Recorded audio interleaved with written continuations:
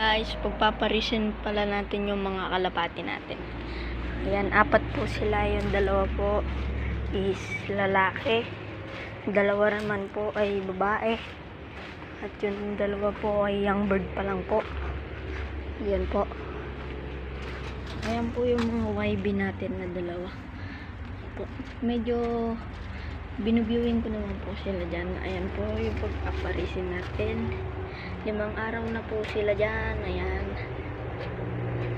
po. Dito ko po sila binuviewing. At yung blue bar naman po ay lumilipad na po dun sa bubong. Ayan po. Tanggalin po natin yung pagkainin nila. Ayan po. Tapos po natin. Ayan guys, naglinis na po pala ako ng lock. Ayan.